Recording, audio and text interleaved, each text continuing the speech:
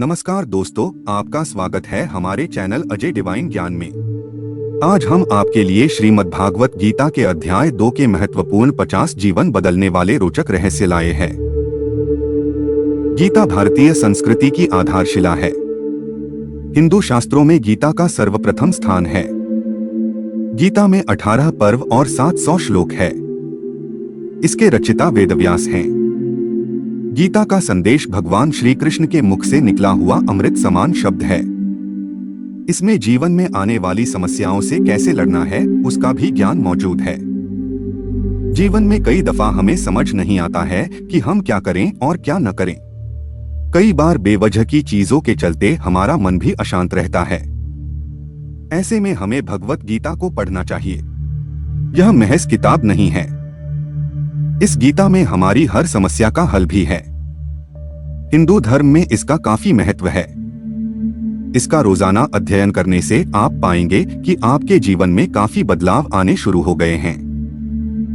कुतस्त्वा कश्मलमिदं विश्वे समुपस्थितम अनार्यजुष्टम स्वर्ग्यम कीर्तिक्रम अर्जुन। अर्थात श्री भगवान बोले, हे अर्जुन, इस विषम अवसर पर तुम्हें यह कायरता कहां से प्राप्त हुई, जिसका न तो श्रेष्ठ पुरुषों द्वारा सेवन किया जाता है, न ही यह स्वर्ग को देने वाली है और न ही कीर्ति को करने वाली ही है। क्लैब्यमास्म गमः पार्थ नैतत्वयुपपद्यते शूद्रं हृदय दौर्बल्य त्यक्त्वोत्तिष्ठ परंतप। अर्थात हे पृथानंदन अर्जुन, नपुंसकता को मत प्राप्त हो, तुम्हारे में यह उचित नहीं है। हे परंतप, हृदय की इस तुच्छ दुर्बलता को त्याग कर युद्ध के लिए खड़े हो जाओ। कथं भीष्मः संख्ये द्रोण च मधुसूदन इषुभ्यः प्रतियोत्स्यामि पूजार्हा वृसूदन। अर्थात अर्जुन बोले, हे मधुसूदन, मैं रणभूमि में किस प्रकार भीष्म पितामह और द्रोणाचार्य के साथ बाणों से युद्ध लड़ूं, क्योंकि हे अरिसूदन, ये दोनों ही पूजा के योग्य हैं। गुरुन् हत्वा ही महानुभावान् श्रेयो भोक्तुं भैक्ष्यम्पि लोके। हत्वार्थ कामास्तु गुरुनिहैव भुंजीय भोगान् रुधिर प्रदिग्धा। अर्थात महानुभाव गुरुजनों को न मारकर इस लोक में मैं भिक्षा का अन्न खाना भी श्रेष्ठ समझता हूँ, क्योंकि गुरुजनों को मारकर यहाँ में रक्त से सने हुए तथा धन की कामना की मुख्यता वाले भोगों को ही तो भोगूंगा। न चैतद विद्मः कतर्नो गरियो यद्वा जयेम यदि वानो जयेउ यानेव हत्वा न जिजीविषामस्ते वस्थिता प्रमुखे धार्तराष्ट्रा। अर्थात हम यह भी नहीं जानते कि हमारे लिए युद्ध करना या न करना, इन दोनों में से कौन सा अत्यंत श्रेष्ठ है, अथवा हम उन्हें जीतेंगे या हमको वे जीतेंगे। और जिनको मारकर हम जीना भी नहीं चाहते, वे ही धृतराष्ट्र के संबंधी हमारे सामने युद्ध में खड़े हैं। कार्पण्य दोषोपहत स्वभावः पृच्छामि त्वा धर्म सम्मूर्छेता यच्छ्रेयः स्यान्निश्चितं ब्रूहि तन्मे शिष्यस्तेह शाधि मा त्वा प्रपन्नम। अर्थात इसलिए कायरता रूप दोष से तिरस्कृत स्वभाव वाला तथा धर्म के विषय में मोहित अंतःकरण वाला मैं आपसे पूछता हूँ कि जो निश्चित कल्याणकारक बात हो वह मेरे लिए कहिए। मैं आपका शिष्य हूँ, आपके शरण में हूँ, मुझको शिक्षा दीजिए। न ही प्रपश्यामि ममाप्नुद्याद्यच्छोकमुच्छोषणमिन्द्रियाणा अवाप्य भूमावस्पत्रमृद्धन सुराणामपि चाधिपत्यम। अर्थात कारण की पृथ्वी पर शत्रुरहित धन धान्य संपन्न राज्य को और देवताओं के स्वामीपन को प्राप्त होकर भी मैं उस उपाय को नहीं देखता हूँ जो मेरी इंद्रियों के सुखाने वाले शोक को दूर कर सके। तमुवाच ऋषिकेशः प्रहसन्ने भारत सेन्योरुभ्योर मध्ये विषीदन्तमिदं वचः। अर्थात हे भरतवंशी धृतराष्ट्र, अंतर्यामी श्री कृष्ण महाराज दोनों सेनाओं के मध्य भाग में विषाद करते हुए उस अर्जुन को हंसते हुए से यह वचन बोले। अशोचानन वशोचस्त्वं प्रज्ञावादाष्ट भाष्ये। गतासूश्च नानु शोचंती पंडिता। अर्थात श्री भगवान बोले, हे अर्जुन, तूने शोक न करने योग्य का शोक किया है और भाषा से विद्वता की बातें करते हो, परंतु जिनके प्राण चले गए हैं उनके लिए और जिनके प्राण नहीं गए हैं उनके लिए भी विद्वान शोक नहीं करते। न त्वेवाहं जातु नासन न त्व नेमे जनाधिपा न चैव न भविष्यामः सर्वे वयमतः परम। अर्थात न तो ऐसा ही है कि किसी काल तो नहीं था या मैं नहीं था अथवा ये राजा लोग नहीं थे, यह बात भी नहीं है, और इसके बाद भी हम सभी नहीं होंगे, ऐसा भी नहीं है। देहिनोस्मिन् यथा देहे कौमारं यौवन जरा तथा देहांतर प्राप्तिर्धीरस्तत्र न मुह्यति। अर्थात जैसे देहधारी जीवात्मा की इस देह में बचपन, जवानी और वृद्धावस्था होती है, वैसे ही मृत्यु पश्चात दूसरे शरीर की प्राप्ति होती है, उस विषय में धीर पुरुष मोहित नहीं होते। मात्रा स्पर्शास्तु कौन्तेय शीतोष्ण सुख दुःखदा आत्मापायनो नित्यास्तान स्थितिक्षस भारत। अर्थात हे कुंती पुत्र, इंद्रियों के विषय तो शीत अनुकूलता तथा उष्ण प्रतिकूलता के द्वारा सुख और दुख देने वाले हैं तथा आने जाने वाले हैं, वह अनित्य है। इसलिए हे भारत, उनको तू सहन कर। यही न व्यथ्यन्त्येते पुरुषं पुरुषर्षभ समदुःख सुखं धीरं सोमृतत्वाय कल्पते। अर्थात कारण की हे पुरुष श्रेष्ठ अर्जुन, दुख सुख में सम रहने वाले जिस धीर पुरुष को ये मात्रा स्पर्श पदार्थ व्याकुल नहीं करते, वह अमर होने में समर्थ, अर्थात वह अमर हो जाता है। नास्तो विद्यते भावो नाभावो विद्यते सतः उभयोरपि दरिष्टोन्तस्त्वन्योस्तत्वदर्शिभिः। अर्थात असत का तो भाव सत्ता विद्यमान नहीं है और सत का अभाव नहीं है। इस प्रकार इन दोनों का ही तत्व तत्वज्ञानी पुरुषों द्वारा देखा एवं अनुभव किया गया है। अविनाशी तो तद्विद्धि येन सर्वमिदं ततम् विनाशं व्ययस्यास्य न कश्चित् कर्तुमर्हति। अर्थात अविनाशी तो तू उसको जान जिससे यह संपूर्ण संसार व्याप्त है। इस अविनाशी का विनाश करने में कोई भी समर्थ नहीं है। अंतवंत इमे देहा नित्यस्योक्ताः शरीरिणः अनाशिनो प्रमेयस्य तस्माद्युध्यस्व भारत। अर्थात इस अविनाशी अप्रमेय जानने में न आने वाले नित्य रहने वाले शरीरी जीवात्मा के ये सब शरीर अंत वाले कहे गए हैं। इसलिए हे भरतवंशी अर्जुन, तुम युद्ध करो। य एन वेत्ति हंतारं यश्चैन मन्यते हतम् उभौ तो न विजानीतो नाय हंति न हन्यते। अर्थात जो इस अविनाशी शरीरी आत्मा को मारने वाला समझता है या जो मनुष्य इसको मरा मानता है, वे दोनों ही इसको नहीं जानते, क्योंकि यह शरीरी वास्तव में न तो किसी को मारता है और न ही किसी के द्वारा मारा जाता है। न जायते म्रियते वा कदाचिन्नाय भूत्वा भविता वा न भूयः अजो नित्यः शाश्वतोऽयं पुराणो न हन्यते हन्यमाने शरीरे। अर्थात यह शरीरी आत्मा न तो जन्मता है और न कभी मरता ही है तथा यह उत्पन्न होकर फिर होने वाला नहीं है, क्योंकि यह जन्मरहित नित्य रहने वाला शाश्वत और पुरातन है। शरीर के मारे जाने पर भी यह शरीरी नहीं मारा जाता। वेदाविनाशिन नित्यं य एनं जमव्ययम् कथं स पुरुषः पार्थ कं घात्यति हन्ति कम्। अर्थात हे पृथानंदन अर्जुन, जो मनुष्य इस शरीरी आत्मा को अविनाशी नित्य अजन्मा और अव्यय जानता है, वह पुरुष कैसे किसको मारे या कैसे किसको मरवाए। वासांसी जीर्णानि यथा विहाय नवानि गृह्णाति नरो प्राणी तथा शरीराणि विहाय जीर्णान्यन्यानि संयाति नवानि देहि।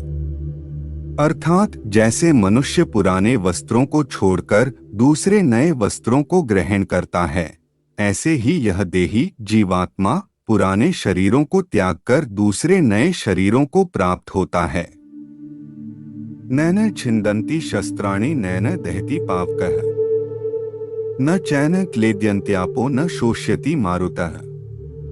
शस्त्र इस आत्मा को नहीं काट सकते, अग्नि इसे नहीं जला सकती, जल इसको गीला नहीं कर सकता और वायु इसे नहीं सुखा सकता। अच्छेद्योयम दाह्योयम क्लेद्यो शोष्य एवच नित्यः सर्वगतः स्थाणुर्चलोयन सनातन। अर्थात यह शरीरी आत्मा अच्छेद्य है। यह आत्मा अदाह्य अक्लेद्य गीली न की जा सकने वाली और निसंदेह अशोष्य है, क्योंकि यह शरीरी नित्य रहने वाला, सब में परिपूर्ण स्थिर रहने वाला और सनातन है। अव्यक्तोयम चिन्त्योयम विकार्योयम उच्यते तस्मादेवं विदित्वैनं नानुशोचितुमर्हसि। अर्थात यह देही प्रत्यक्ष नहीं दिखता, यह चिंतन का विषय नहीं है और यह निर्विकार है, अतः इस शरीरी आत्मा को ऐसा समझकर तुम्हें शोक नहीं करना चाहिए। अथ चैन नित्य जातम नित्य वा मन्यसे मृतम तथापि त्वा महाबाहो नैवं शोचितुमर्हसि। अर्थात अगर तू इस देही आत्मा को सदा जन्मने वाला तथा सदा मरने वाला मानता हो, तब भी है महाबाहो, तुम्हें इस प्रकार शोक नहीं करना चाहिए। जातस्थे ध्रुवो मृत्युर्ध्रुवं जन्म मृतस्य च तस्मात् परिहार्यर्थे न त्वं शोचितुमर्हसि। अर्थात कारण की जन्मे हुए की मृत्यु निश्चित है और मरे हुए का जन्म निश्चित है। इस जन्म मरण का निवारण नहीं हो सकता, अतः जिसका निवारण नहीं हो सकता उसके लिए तुम्हें शोक नहीं करना चाहिए। अव्यक्तादीनि भूतानि व्यक्त मध्यानि भारत अव्यक्त निधना न्येव तत्र का परिदेवना। अर्थात हे अर्जुन, संपूर्ण प्राणी जन्म से पहले अप्रकट थे और मरने के बाद भी अप्रकट हो जाएंगे। ये केवल बीच में ही प्रकट दिखते हैं, अतः ऐसी स्थिति में क्या शोक करना है। आश्चर्यवत् पश्यति कश्चिदेन्माश्चर्यवद् वत्ति तथैव चान्यः। आश्चर्यवत् चैन्मन्यः शृणोति श्रुत्वाप्येन वेद न चैव कश्चित्। अर्थात कोई इस शरीरी आत्मा को आश्चर्य की भांति देखता है और वैसे ही दूसरा कोई इसके तत्व का आश्चर्य की भांति वर्णन करता है, तथा दूसरा कोई ही इसे आश्चर्य की भांति सुनता है और कोई तो सुनकर भी इसको नहीं जानता। देहि नित्यं वध्योऽयं देहे सर्वस्य भारत तस्मात् सर्वाणि भूतानि न त्वं शोचितुमर्हसि। अर्थात हे भरतवंशोद्भव अर्जुन, सबके शरीर में यह शरीरी नित्य ही अवध्य है। इस कारण संपूर्ण प्राणियों अर्थात किसी भी प्राणी के लिए तुम्हें शोक नहीं करना चाहिए। स्वधर्मंपि चावेक्ष्य न विकंपितुमर्हसि। धर्म्याद्धि युद्धात् श्रेयोन्यत् क्षत्रियस्य न विद्यते। अर्थात और अपने क्षात्र धर्म को देखकर भी तुम्हें कर्तव्य कर्म से विचलित नहीं होना चाहिए, क्योंकि क्षत्रिय के लिए धर्ममय युद्ध से बढ़कर दूसरा कोई कल्याणकारक कर्तव्य नहीं है। यदृच्छया चोपन्ना स्वर्गद्वारं पावृतम् सुखिनः क्षत्रियाः पार्थ लभन्ते युद्धमीदृशम्। अर्थात हे पृथानंदन अर्जुन, अपने आप प्राप्त हुआ धर्ममय युद्ध खुले हुए स्वर्ग के द्वार के समान ही है। इस प्रकार के युद्ध को भाग्यवान क्षत्रिय लोग ही पाते हैं। अथ चेत्त्वमिम धर्म्य संग्रामं न करिष्यसि ततः स्वधर्मं कीर्तिं च हित्वा पापं वाप्स्यसि। अर्थात अब यदि तू इस धर्ममय युद्ध को नहीं करेगा तो अपने धर्म और कीर्ति को त्याग कर पाप को प्राप्त होगा। अकीर्ति चापि भूतानि कथयिष्यन्ति ते व्यया संभावितस्य चाकीर्तिर्मरणात् तिरिच्यते। अर्थात और सब प्राणी तेरी बहुत काल तक रहने वाली अपकीर्ति का भी कथन करेंगे, और वह अपकीर्ति सम्मानित पुरुष के लिए मरण से भी बढ़कर है। भयाद्रणादु परतम मनस्यन्ते त्वा महार्थाः येषां च त्वं बहुमतो भूत्वा यास्यसि लाघवम्। अर्थात और वे महारथी लोग जिनकी धारणा में तू पहले बहुत सम्मानित हो चुका है, उनकी दृष्टि में तू लघुता को प्राप्त होगा। वे लोग तुझे भय के कारण युद्ध से हटा हुआ मानेंगे। अवाच्यवादाश्च बहून् वदिष्यन्ति तवाहिता है निंदन्तस्तव सामर्थ्यं ततो दुःखतरन्नु किम्। अर्थात तेरे शत्रु लोग तेरी सामर्थ्य की निंदा करते हुए बहुत से ना कहने योग्य वचन भी कहेंगे, उससे बढ़कर और अधिक दुख क्या होगा। हतो वा प्राप्स्यसि स्वर्गं जित्वा वा भोक्ष्यसे मही तस्मादुत्तिष्ठ कौन्तेय युद्धाय कृत निश्चयः।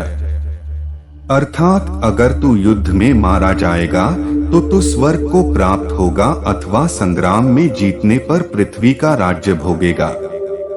अतः हे अर्जुन, तू युद्ध के लिए निश्चय करके खड़ा हो जा। सुख दुःखे समे कृत्वा लाभालाभो जया जया नत्तो युद्धाय युजस्व नैवं पापं वाप्स्यसि। अर्थात हार जीत, लाभ हानि और सुख दुख को समान समझकर युद्ध के लिए तैयार हो जा। इस तरह युद्ध करने से तू पाप को नहीं प्राप्त होगा। एषा ते विहिता सांख्ये बुद्धिर्योगे त्विमा श्रेणु बुद्ध्या युक्तो यया पार्थ कर्म बंधन प्रहास्यसि।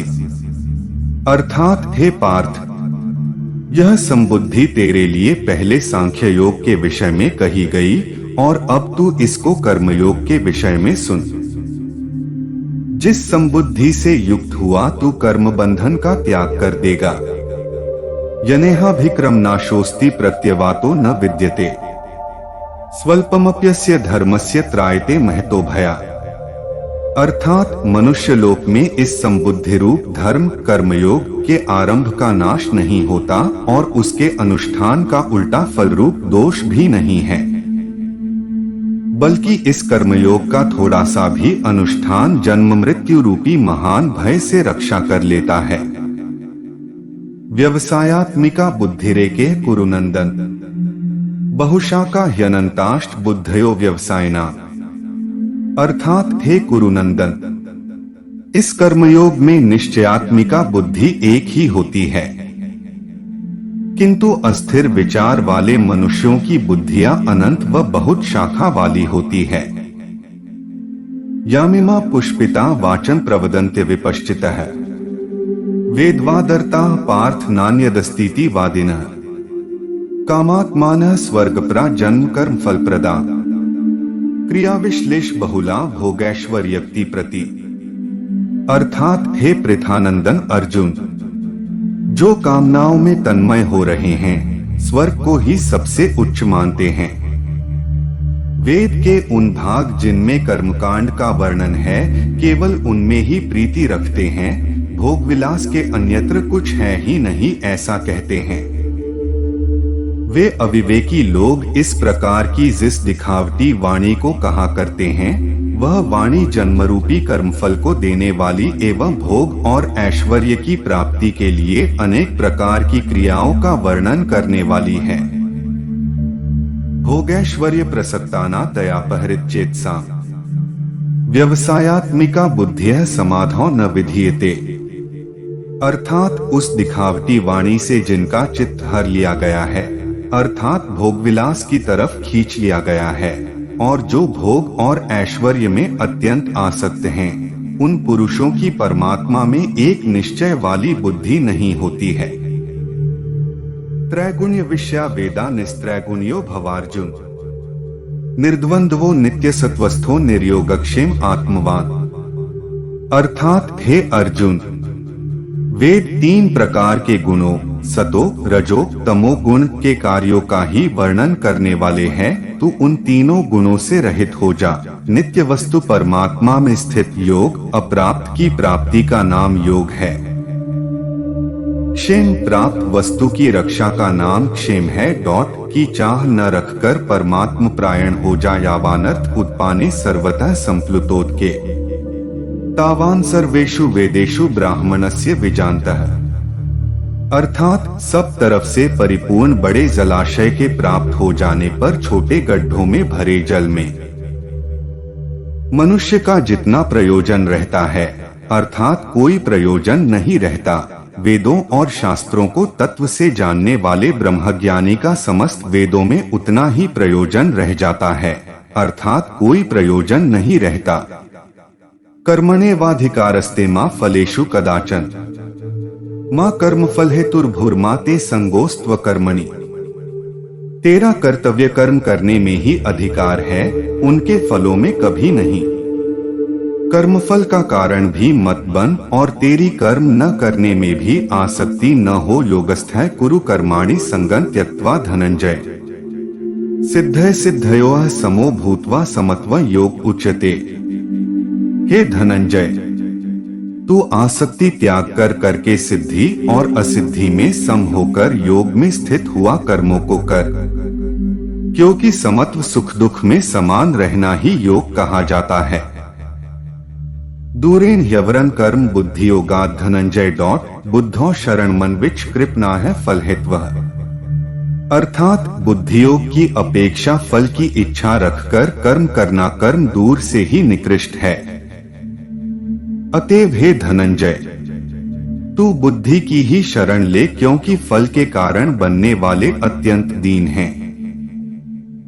बुद्धियुक्तो जहातीह उभे सुकृत दुष्कृते तस्माद्योगा युजस्व योगः कर्मसु कौशलम। अर्थात बुद्धि से युक्त पुरुष इसी जन्म में पाप और पुण्य का त्याग कर देता है। इसलिए तू योग में लग जा, क्योंकि कर्मों में योग ही कुशलता है। कर्मजं बुद्धियुक्ता ही फलं त्यक्त्वा मनीषिणः जन्म बंधुर्मुक्ताः पदं गच्छन्त्यनामयम्। अर्थात कारण की समतायुक्त बुद्धिमान पुरुष कर्मों से उत्पन्न होने वाले फल का त्याग कर जन्मरूप बंधन से मुक्त होकर निर्विकार पद को प्राप्त हो जाता है। अगर मित्रों आपको हमारी यह वीडियो पसंद आई हो तो इस वीडियो को लाइक और शेयर जरूर करें और ऐसी ज्ञानवर्धक वीडियो देखने के लिए हमारे चैनल को सब्सक्राइब करना ना भूलें। अपना कीमती समय देने के लिए आपका धन्यवाद।